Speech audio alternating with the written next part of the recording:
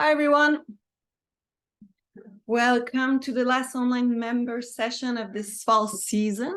Tonight's session will be an analysis and improvement session.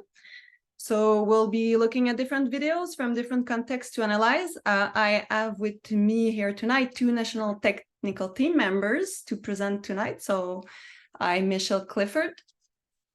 Hello, Michelle. And Mellen Jay. Hey, everybody. How's it going? Pretty good. I'm sure everyone is doing well. Awesome. Pretty stoked for Everyone's muted, so I see some faces here and there. As usual, please don't hesitate to add any question in the chat. We will be monitoring the chat and making sure all the questions are being answered, either through the chats or if we're going to make sure that we're not missing anyone. And at the end of each videos and at the end of the session, we also add a question period at the end of all the videos. Sounds good? Sounds good. So before we look at the videos, here's just a quick reminder of our CASI core and advanced competencies that we'll be, of course, using for our analysis tonight and to help us be specific about one aspect at the time when delivering improvement. So the next videos are varied and they origin from different environments, such as CASI courses or events, and also from non-CASI events videos. For all of these clips, you will see them first at a regular rider speed, then in slower motion, once or twice according to the clips. And you'll see the regular video speed again to finish with. The videos will keep looping while we do our analysis, so you'll get many opportunities to look at them. Michelle, Mellen, and myself will each look at a few videos that will first give you a bit of context. So where it happens, in which event, which type of terrain, and then we'll analyze while speaking over the videos. We will offer a point of views on what we see as strengths and weaknesses, and finally, what we would recommend the riders to work on. So please keep in mind that maybe the first thing you see is not the first thing we see, and that's totally fine. As you know, there's many lenses we can wear to do our analysis, and we can always look at writing from different point of views, competencies, or skills as well. But I'm just going to keep admitting people.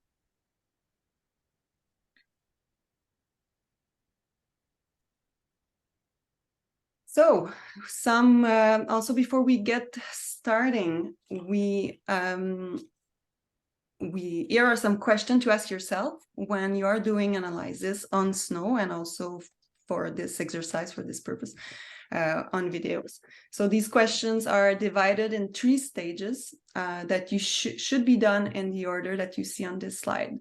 So beginning with number 1, so where do we want to look at the big picture? So ask ourselves, what is the rider intention? What are they trying to achieve? And are they doing it? And if not, why or why not? Then we want to narrow our focus so we can look at more specific aspects. So what is the board doing? Is there any chattering through the arcs? Are the turns complete? Is there any slipping, or does the board has a good grip through the whole turns? How is the rider affecting the board performance or the results of the maneuver? So from this point, we should also start at looking at our skills and which skill might be the best to develop and achieve an outcome, such as core or advanced competencies. So this helps develop a specific focus to look and to help our students to improve. Thinking about which movement the rider should add or modify, and where in their turns, when in their turns, or on which terrain and context should they add to improve it. So keeping all this in mind when we do analysis really helps to develop and train analysis skills to the point where it gets really natural, just like a second natural skill. So let's get this started with our first video to analyze. Michelle, I will turn the microphone over to you for this one. Okay. Sweet. Okay, so first we'll just start by watching this rider. We'll watch it a couple times. When I'm looking first, like we mentioned, just kind of that big picture, what is the turn shape like? What kind of speed is this rider going at? What's the board doing on the snow? So as I'm watching this rider come down in this slower mo kind of fashion, can see, but the turn shape isn't quite round. It's a little bit more like a Z shape in a sense. And if we think about what that board's doing, it's not doing much at the top, but doing a lot at the bottom part of the turn. So really kind of the snow spraying down the hill. So managing that speed at the end of the turn. And that's where you start seeing the grip finally as the board goes across the fall line, sorry. As we keep watching this rider, we're back into the fast mo, right?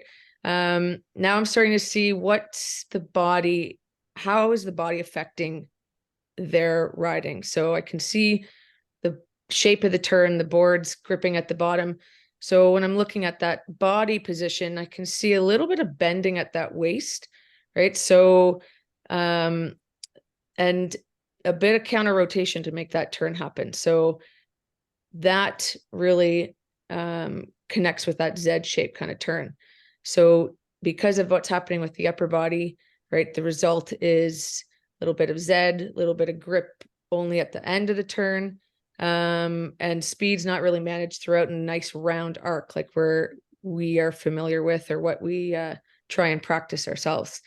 And it's really hard to grip the snow if we're kind of in that bent over position. So those are some of the things that I'm seeing as I'm watching. And then I start to think of a strategy I can make this rider better. So given that turn shape and maybe our body position, maybe we choose something that we change the turn shape. So maybe we slow the speed down and help promote a little bit rounder turn shape. Maybe we bring this rider to another mellower pitch. So this pitch right now is a black pitch. It's spring, like choppy mashed potato snow. Maybe we bring them to a mellower pitch and we can see it a little different result.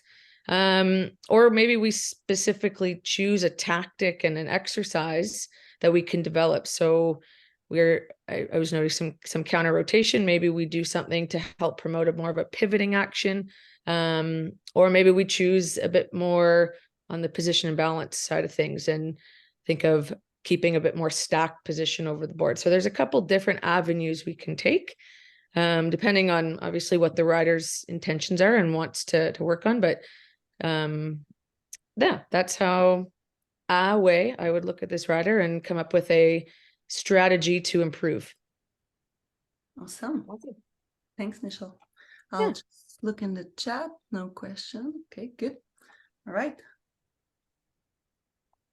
We'll get to the next video. So this one, I will take my turn on this one. Just give me a second.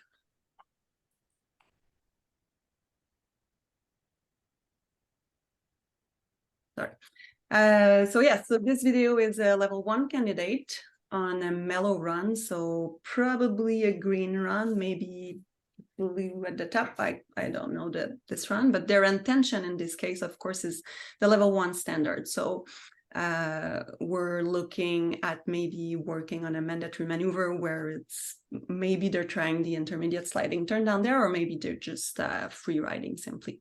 So the first thing I see when I look at the big picture is that I like the fact that the rider looks quite relaxed, and also it looks like this person looks like they like to have fun and go fast and straight.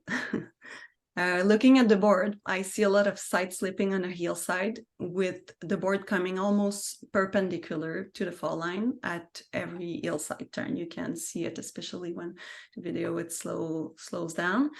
We can also see that there's a lack of turn shape on both sides.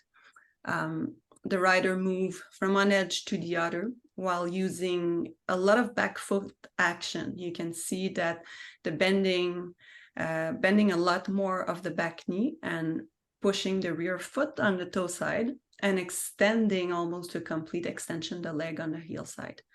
So if I narrow it down to a core competency, I would say that the rider is not centered on the board, which becomes also a roadblock for mobility of the lower joints and affects all three core competencies.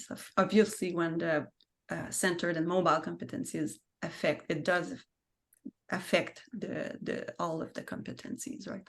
So I would recommend the rider to work on centering on the board by trying to evenly bend both knees to start with. So given some tactics to work on that, so probably some traverses exercise could help. And also trying to apply the novice turns technique and turn shape would be the biggest thing. With continuous flexion after pivot, this could help feeling the need of being centered on the board. So being relaxed will definitely be an asset for this person in developing and trying to change the movement pattern. So practice and time on green and blue slopes, working on different radius of turns and different conditions will also ensure that this rider develops. Just check on the chat if there's any question. Good. All right. Next one, Mellen, I'm turning this over to you. All right. Thanks, everybody. So let's just take a look at this. I've selected a couple of videos that aren't candidate videos for my analysis. And this particular rider has only been riding for about 1.5 years, and they ride a very steep, challenging mountain in pretty heavy snow conditions. So with that in mind, we're just going to take a look at their riding, both in slow motion and at full speed again, with the lens of the 3 competencies. Just watching these turns happen. Because that's the way that, especially from this perspective, and if you consume a lot of media like I do on snowboarding, we see a lot of videos that are shot from this perspective. And they're a little bit different, but we can still use the 3 core competencies to break down an intermediate rider like this, to take a look at what's going on and to train our eyes even when we're scrolling through our Instagram feeds. So if we look at this particular rider, if we look at the centered and mobile position of this rider, what I like about, or don't like, kind of both, about holding a camera in front of you is that it really makes your rider's position look a lot stronger than it often is. We get a perspective along the snowboard that hides a lot of the break in the waist that we saw from the other riders. And also, especially towards the end of the arcs of the turns, that's where the camera is pushed right out in front of the rider and it's like shooting back uphill. And usually when the board is across the turn, across the slope or at the end of the turn, that's when a rider has the best position. So we sort of look at some of these ends of turns and we can see a stronger position. Whereas we look at the position at the start of some of these turns, and that's when we can see the big break in the waist. We can see the weight actually shifted forward towards the nose of the snowboard to sort of swing the tail around of this rider. And that's when we can start to see there's some things going on with the riding that this person's definitely going to improve as they start to progress on their snowboard journey. If we take a look at turning with the lower body, I think this is the one where we could net the most improvement for this rider if this person were to come to us for some help. And so what I'd like to draw attention to, because this is a great perspective with the camera in front, is looking at the rotation of the hips and the knees. And if we look, it's not until the very end of the turn that the knees cross or rotate back and forth against each other. Most of the rotation from this snowboard, or most of the turning force, is being occurred by just the shape of the snowboard, placing the board on edge, hoping it turns, and maybe a little bit of pushing with the back foot to aid it around a little bit. You can see the big push right there. So, and if we look at the hips, they don't really cross over the snowboard at all. They're staying in a pretty stable, pretty open position the whole time. So if I were to suggest anything for this rider, my suggestion would be around the turning with the lower body, because their position when they're at the end of the turns and comfortable seems to be pretty comfortable. They're using a lot of balance along that edge towards the end of the turns. It's the start of the turns where they could really use a lot more help to make a rounder, smoother, and less jerky turn shape and achieve more grip early. And so the kind of tactics that I would be recommending to this rider, and if you had a rider like this, it would be tactics that involve turning with the lower body. So a jar opening and closing exercise, which is a really great exercise because it encourages movement of both the hips and the knees as we try to open and close the jar at the beginning of the turns.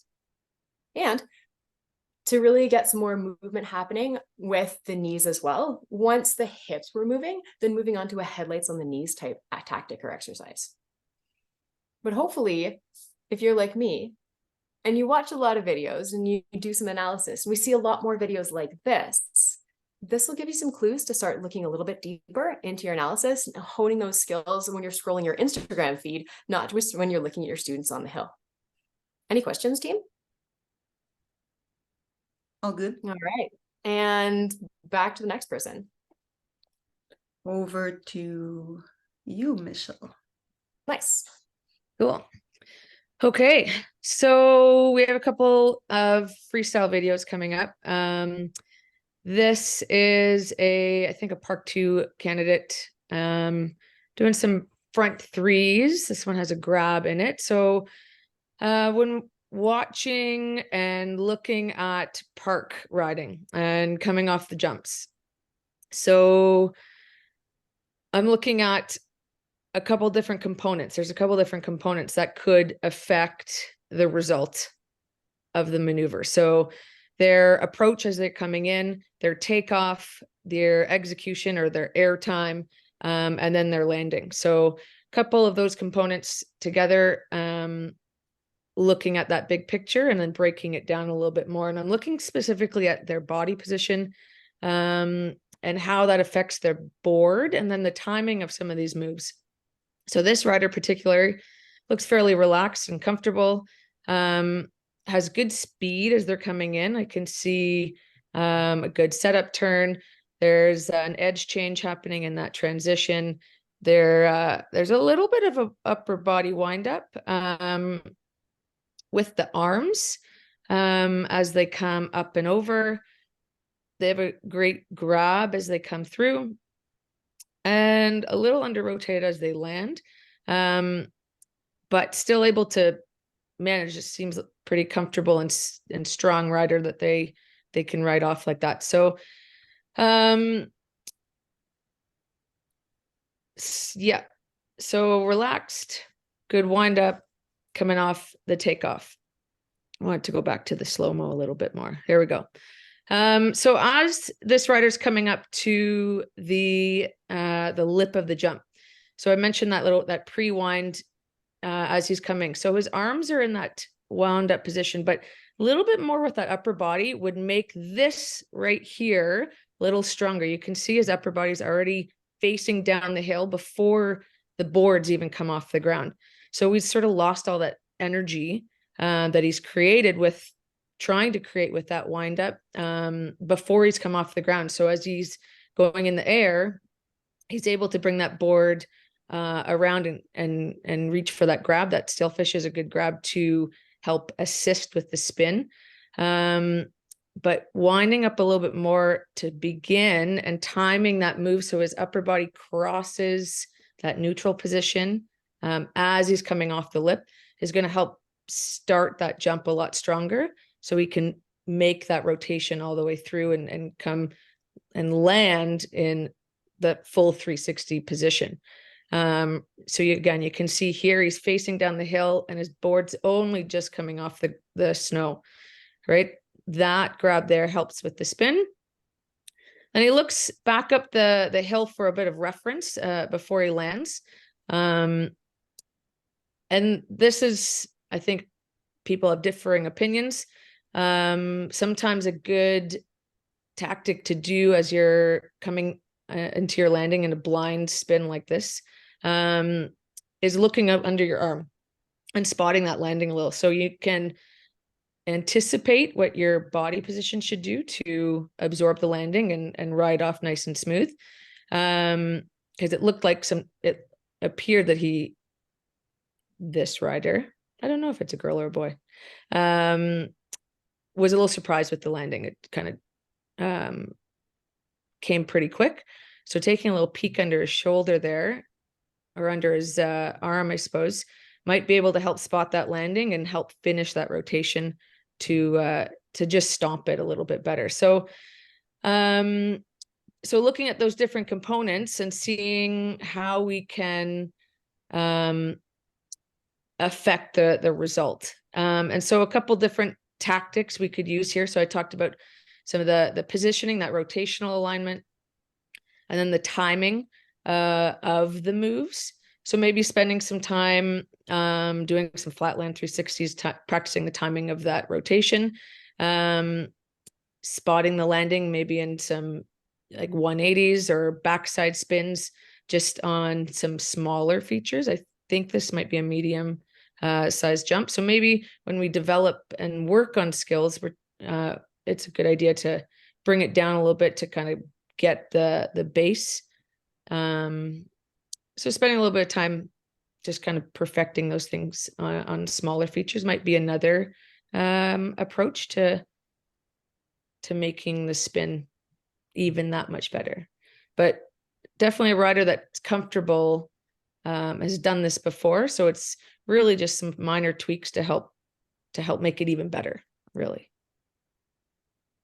So yeah, that's my interpretation of this front three.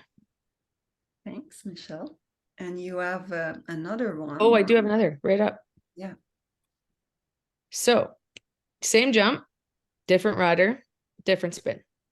So this one is a back three.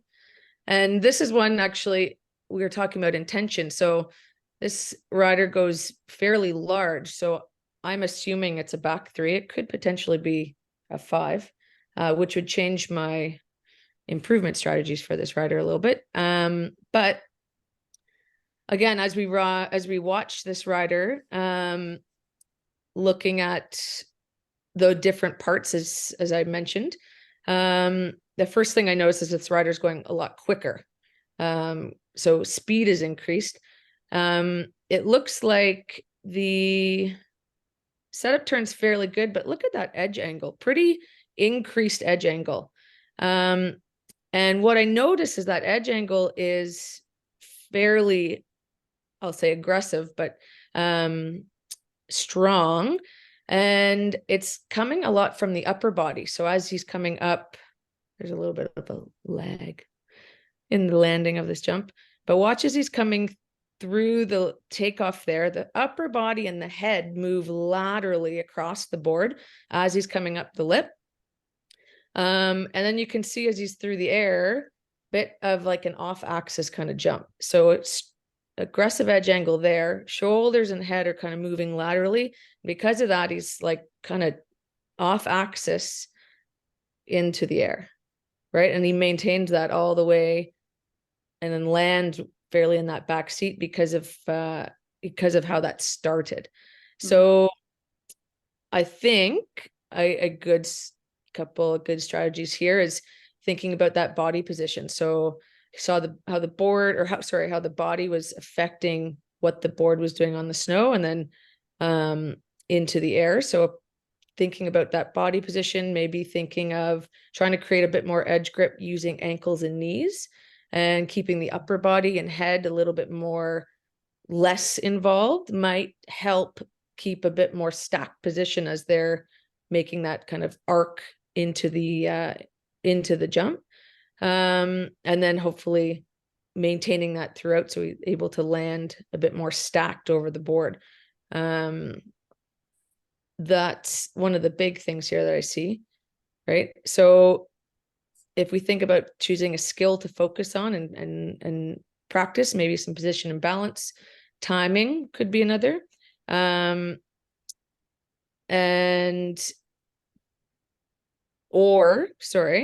Or maybe just slowing the speed down and doing it a little bit more rather than choosing a skill and a task to do, maybe just tone the speed down or try a smaller jump, see if we can create that movement pattern a little bit more proficiently, slower speed or on a smaller jump, and then bring it back to this size. So again, a couple different ways to create improvements and develop this rider.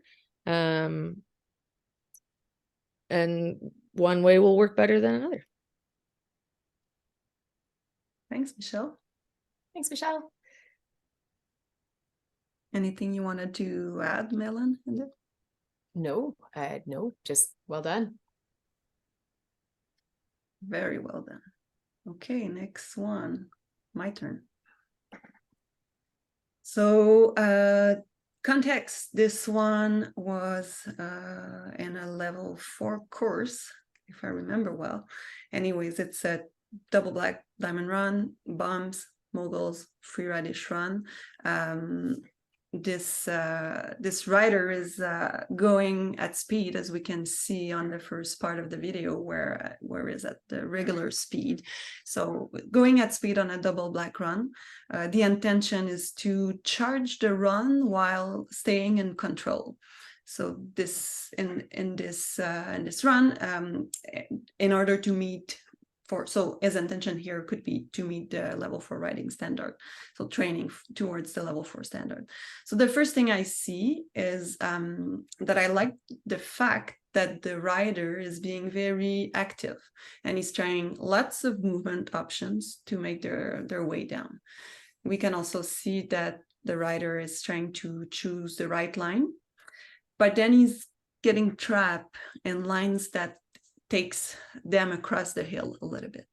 So the board is losing terrain while side slipping a little on the hillside. We can see it especially here on this kind of traverse turn. And you can see that it's being pressured really hard with both feet while going across the slope. So we can also notice at times when we see the rider from the back, some lifting motion, especially on the part where we, this part, that's the top part. So when you see it see them from the back, so you can see that sometimes the board is being lifted a little bit, like a lifted motion from the ground, and to try to achieve a quick pivot, right? So things happen really fast in this type of terrain, and this rider has a little bit of trouble moving quick while maintaining a strong position on top of the board. So we can see that the turn initiation happens too late and is also a little bit rushed because of that. So which leads the rider having to do big movements that puts them in a weaker position. Therefore, compensation movements occurs, such as small counter rotation that we can see to slow down basically and to find balance, and also breaking at the waist to absorb impacts and terrain. So the rider is locked on both feet on the heel side. He ends up pushing and resisting against the terrain. It results in losing lots of terrain and having to turn very last moment while swiping and sometimes lifting the tail, like I mentioned a bit earlier, like you can notice that. I would recommend this rider to practice these strategies in order to maintain strength and flow. So go at higher speed on a more mellow terrain. So play with the parameters, right? So then when practicing in steeper terrains like this one, try to slow down and stop whenever getting trapped to reset and restart to eventually achieve this goal of charging and control. So strength and flow and the timing of their movement should be the first goal to work on, ensuring they're able to maintain a good, strong position on top of the board while moving through their turns with ease and flow. Further goals could be to try to keep moving fore and aft on their board to be in a good position to deflect the mass quickly into the next turn. So while pivoting quickly with the feet and also modulating the edge to ensure a greater flow. So these are a lot of goals, but these would be further goals. Like, as I said, I would be probably suggesting the rider to work on strength and flow first. But the goal, avoiding to brace the board against the bump, and more anticipation with better line choice would definitely also set the rider up for a better turn initiation. So that's pretty much what I would recommend. And of course, with lots of dedicated mileage in this type of terrain, changes will come. I seeing any question? Okay. Anything to add, Michelle and Mellen, on this video? No, I was just thinking, what's really nice about like your objectives in terms of advanced competencies is a nice segue into what I'm going to chat about next, because sometimes it's hard to see where you want to go with those advanced competencies. Thanks. Yeah. All right, then let's link it with yours. Yeah, thanks. Michelle, you wanted to add something? No? Okay. Oh, I thought I heard something. Must be the alien. Right. Awesome. So my next video to analyze, again, I'm scrolling through my Instagram feed and I'm finding something that looks amazing. And this particular rider is an Olympic parallel giant slalom racer and makes some amazing turns, posts some really fun video. Again, a different perspective. This is a drone shot that we're watching, and there's a lot of drone video. And the reason why I chose this video is because it allows us to really sort of have that zoomed out view. It allows us to look at what the board is doing and then what the rider's center of mass is doing. Because we really can't get into like, are their ankles bending? Because the video is so far away and the perspective is that much different. So this is a great video and a great rider to watch if we want to watch for those advanced competencies. So I'm going to take a little longer, break us down through the 4 advanced competencies, because I am not going to make any to and try comments for this particular rider. Other than keep rehabbing that knee to win more gold medals. So just taking a look at the video, overall, what we see in this rider is we see a smooth and slightly easier section in the course. And then we see the course roll over, and then it gets a little bit or a lot steeper. And the rider has to change what they're doing to really make it through the gates all the way through. We can see by the rutted race course and by the line that the rider is taking that their turn shape has to be round, and there's an equal amount of arc at the top and the bottom of the arcs. And so some really nice movement patterns. If we're looking at loading and deflection, one of the things that I'd like to really comment about is, what is loading and deflection? Loading is the ability to bend the snowboard through physics and movement patterns, and then allow it to deflect the center of mass across the slope. And what we can see in this video, which is really nice, is that we can see the rider almost pause in the middle of their arc, right as they're, going around or just before the gate. That's the peak loading of the snowboard, and that's the place where the board is the most bent. And then we can almost see the rider accelerate across to that next spot, back and forth between those turns. The deflection, or the direction of the deflection, is sending the rider across the hill. And this is a hallmark of an excellent snowboarder, is the ability to create physics that allow them to go fast and go faster across the hill than potentially they're going down the hill. And we can really appreciate that in this next slow motion section. Look at how much the rider pauses and then accelerates across. Pause, load the board, accelerate across, just into every one of those rutted, banked up areas. Now, as the rider starts to approach this real change in pitch, we see a real change in their riding. We don't see that much loading and deflection quite as much anymore. We see this really big movement pattern that the rider makes to make sure that they can keep going. Now, if we're just watching this, we're like, oh no, that's, it's awful. Like, the rider's pivoting the snowboard at the top of the turn, and then they're throwing the snowboard over and onto the other edge, and it's all messy. But this messiness is a key part of getting stuff done. And this rider achieves the task, which is to stay on course. And there's an advanced competency that encompasses this messiness, and that's steering versatility. So if we watch this rider again, we can watch them changing edges with just balance and grip along the edge in the early part of the course, but then as it gets tougher and steeper, the rider can pull on different skills to be able to change their turn shape, to use different blends of pivot and edge to be able to accomplish the task that's set in front of them. And so this idea behind steering versatility, when we're watching riders, thinking about that there's no right or wrong, only consequences when it comes to how we're going to make a board get around a particular object or obstacle. And so if we look at this again, instead of seeing the rider messing up, we can see their ability to use a different bag of tricks to accomplish a different task as we go down here. And so this is displaying steering versatility as they go over this tougher section, stay on course, keep it going, and then back to smooth riding, again, round arcs all the way through the bottom of the section. So hopefully this helps us understand loading and deflection a little bit better, and then arc to arc, and then steering versatility.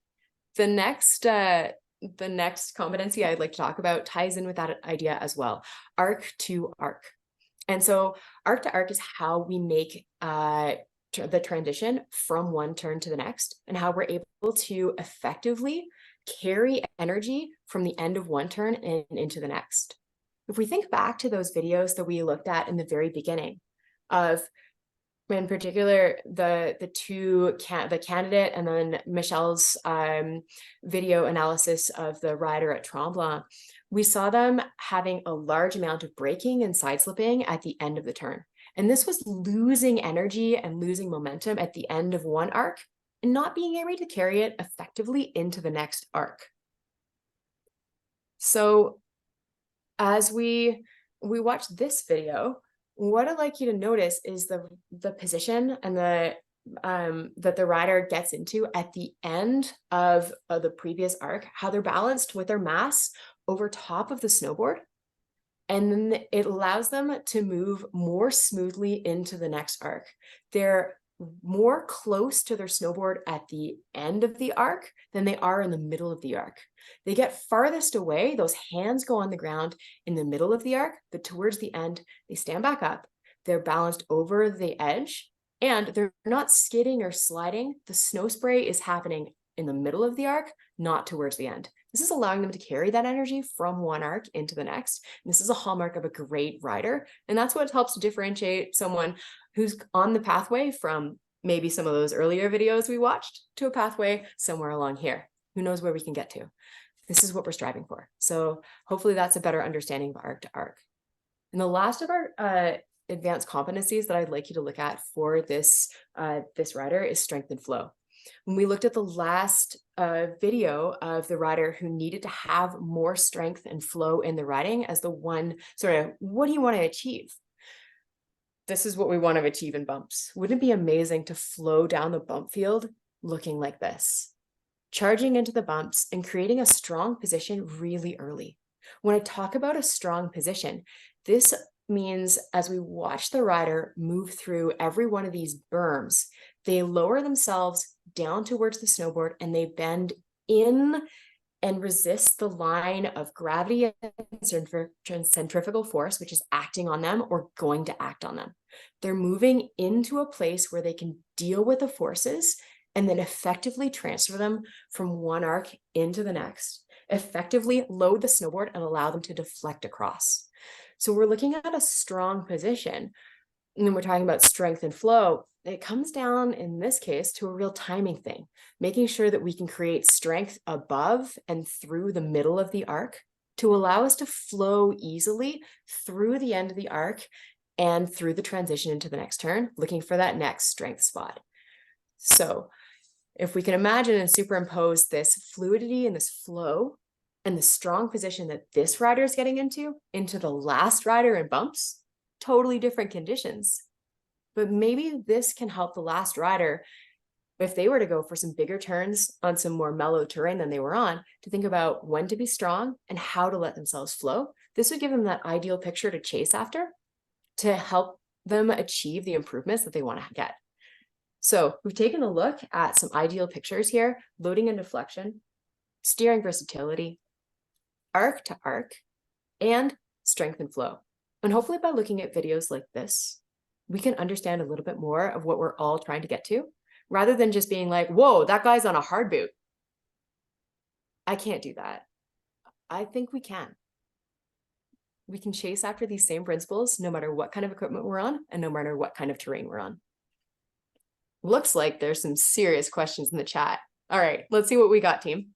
No, I got them covered. You do? Great. Perfect. All right. Any more questions?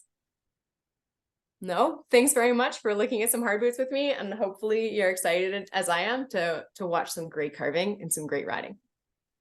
Thanks, Mellen. That was great. Anything you want to add, Michelle? On your side?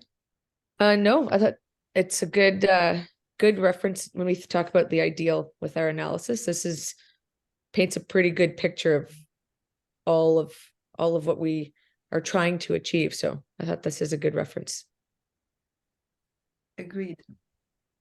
We got one more video that I'm gonna take care of. All right. Back to a CASI course context. This is an exam context. So this rider makes an attempt at the level 3 exam, and they're performing the short radius turn in this caption. So this is in Tremblant and the McCulloch run. It's a black run, very consistent pitch with good straight fall line, especially on this side where the rider is trying out right now. That also offer a lot of ice surprises in Tremblant on this side. The context, so even if the sky is blue, it's probably a bit stressful for this person as we're talking about exam time. So you can probably see it in some stiffness at times. I like that the rider is dropping in with a great speed. This is the first step in establishing a good rhythm for this task. The rider relies a lot on edging and almost carves some of his hillside turn. If you look at the top part there, you can see like some of his hillside turn are like long stretches of carves that are also a little longer than his toe side turn. So carving isn't a bad thing, but in this case, we can see that happens because the rider doesn't bend the board enough to perform these quick and rhythmic turns, like quick and rhythm necessary for the short radius turns. So which is their intention right now. So carving not being his intention, and we see that when it comes to see the steeper part, I mean, when we see the rider from the back, the board starts to lose some grip and side slips a little bit on the heel side, almost coming perpendicular to the fall line at times. So while extending both legs, you can see when it comes right there, when it comes perpendicular, you can see like the push on the legs, especially with the rear foot. So meaning that the rider uses a lot of pressure on the board with both feet at the same time, and is locked on the heel side turn. So especially in the middle of the turns, which is common, right? We all work on this heel side turn. We can see how on the slow speed video that he stops moving in the middle of the turn of some of the heel side turn. So that leads to a rushed initiation on the next toe side turn. And we can also observe that this rider is not spending a lot of time on the toe side compared to the heel side. The rider uses the toe side turns to slow down and to find balance while using a quick counter rotation movement. You can see it right there, right? To achieve his goals of short radius sliding turns for the level 3 exam tasks, I would recommend the rider to first not train the task, but train the skill. So meaning a lot of volume of riding, work at a slower speed and with wider radius turn, so bigger turn radius. So basically working on the medium radius sliding turn would be a really good way to progress to the short radius, while adding, like starting from the medium radius, adding more speed and intensity to the turns until control, symmetry, and constant rhythm is achieved when reducing the radius. if it's not achieved, if we're losing control, we want to like slow down, reset, start back again, get into the rhythm until we really achieve that consistent rhythm at the speed that we want to take, right? And the size of the time. So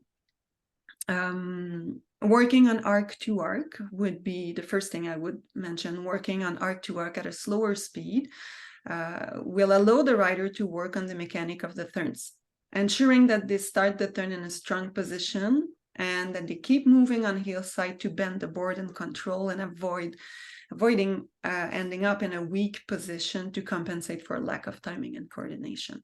So arc to arc with position and balance in mind, and arc to arc with timing and coordination in mind would be the first storyline of lessons that I would teach this rider. Then there's other approaches, but these would be the first two I would look at. And when things will be more in place, I would look on loading and deflecting the board properly, along with feet separation focused.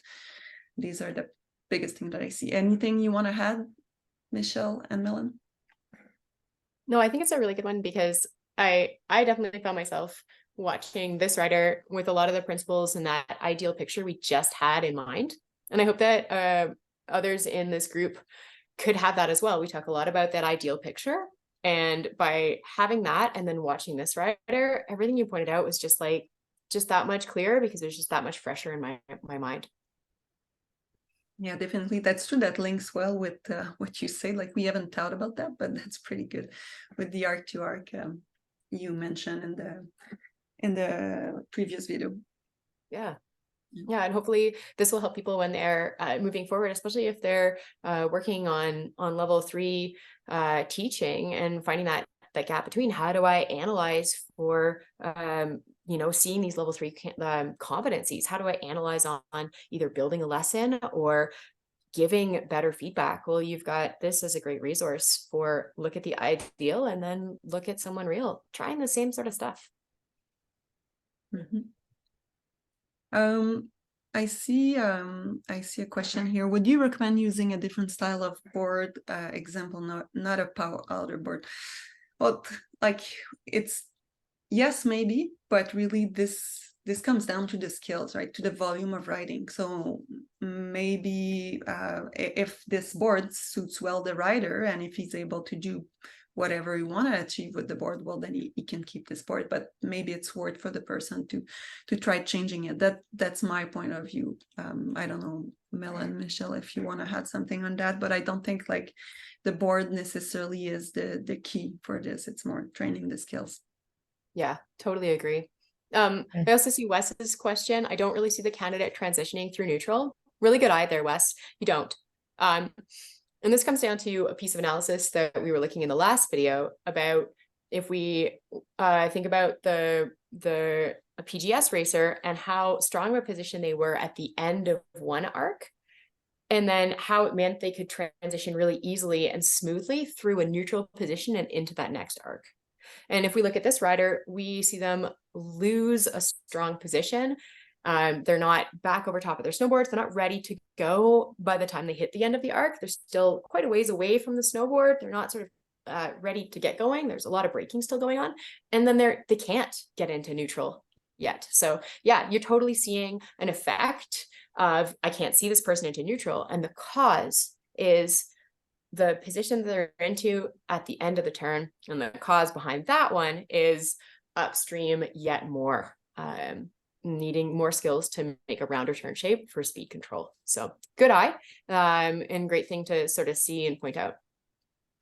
Yeah, and that's basically why I did say that I would recommend them to work with arc to arc, because in the arc to arc, there's, the two, and that's why I said like pairing it up with position and balance or timing and coordination would solve this issue. So good comment, Wes. Yeah, nice job, team. There's no other questions? Okay, go on to the next slide. So that was our last video, but before we end the session, we kind of want to get back a little bit on what we talked at the beginning of the session with the 3 stages of analysis. So to little bit summarize this first slide and adding more details to it. So here's an exercise that we recommend you to continue developing your analysis so you can practice this. It can be practiced easily with videos, either that, like Mellen suggested, that you can take from your feed or from any videos or any people that you see at the resort, really, going up the chair, or your friends, or lessons, of course, to train your analysis. So it's an ongoing training that we always need, right? So the goal is to help seeing more and establishing visual cues. I think that's what's really important in order to like get really efficient with your analysis. So that these visual cues will really help that efficiency. So more you do it, of course, easier, more it becomes natural, right? So again, you should look at the big picture with all the details of the context in mind. So including the weather, the psychological state of mind of the students, and all the other factors that you can see there. So when you narrow the focus, you can look at one parameter at the time only. This is a really good exercise to do on a video because it's easy to just repeat the cycle, right? So you can look at the video and look at the board, look at the rider, look at a specific body part, hear the sound if you have some sound. For the purpose of the session, we took the sound off, but hearing the snow is also a good parameter for analysis, right? So you can notice the difference in the length of a turn or the timing it takes to do a turn just by hearing what the sound of the board does on the snow. So the speed, the symmetry, the rhythm, the line choice, etc. So while delivering improvement, you want to be specific, and being specific can include where in the turn, how much of the movement, the intensity. So all of these little details help for analysis, but also helps for delivering a very specific improvement with tangible goals for your students. So also the last line here you can see, is the improvement a small specific change, or is this a starting point of a lesson? We want to ask ourselves, what is our intention when we deliver improvement? Because it's key. So the improvement makes sense to the student. It's linked to their goals, but it also makes sense for the future of their students towards the time that they have to develop, and like making sure they're realistic about it, right? So is the improvement small, like and it involve a very specific change, or is the improvement delivering only as a starting point for a lesson or series of lessons, for example? So because it does take time to develop. So yeah, nailing down these parameters that we observe in our students writing will help detecting quickly which competency we want to work with very efficiently, right? So you're kind of building your bank of visual cues, your library of visual cues for each of the competencies that we have. And then it's really easier to narrow it down to, okay, like that's what I'm seeing, so I'm going to go with this competency because that's the one for now, as of today, with the conditions that we have, with everything that make the more sense. Yeah, I think tonight, looking back on our suggestions, we often think about analysis and improvement, and we think about delivering improvement as like one line of positive to and try. But if you think back to the improvements that the three of us were providing for these riders, none of those were simple PTTs. All of those were development plans and starting points for lessons. So it's a real take-home message, is that in a lot of cases, improvement doesn't happen easily, and can't always be spat out in a PTT. So like the starting point for a lesson is really, really important, or understanding that there's going to be some progression and development. And I think this is probably really important when we start to go out and ride for the first time. We've been on snow for a while. I think most people have had breaks right now, although a couple of us have been riding indoor places out on snow. Those of us who are hanging out in the Southern Hemisphere, or even if you just take a little bit of a break and you're getting back on snow, understanding that if you're giving your buddies some pointers, or you're getting some pointers from your fellow Cassie friends, that those probably aren't PTT, and that those are a great starting point for your development through the next start of your season. So let's be kind to ourselves as we get ourselves going, as we finish off this last of our virtual series and start to get onto our member sessions that are on snow in the Northern Hemisphere. Thanks, Mellen. Thanks. Michelle, did you want to add anything on this one? You're good? Nope, not really. Just it was awesome to start thinking about snowboarding again and watching riders and getting excited to do it myself soon. Yep. And yeah, maybe we'll go snowboarding. I mean, I'll go to snowboarding with you too, but maybe other people on this chat. Yeah. Yeah, thanks everyone. Thanks, Michelle. Thanks, Mellen. Great session. Thanks for attending our session, everyone. It was the last of the fall season, the last online session. We'll be back with many member sessions scheduled on snow. I'm sure we'll see you on snow very soon. So have a great start of the season, everyone, of this season in this hemisphere. Thank you. Thanks, everybody. Thanks, everyone. Bye. Woo! Do you need us to stay on, Jen? Yeah. Just hold on. I'm just going to stop the recording, finding the button.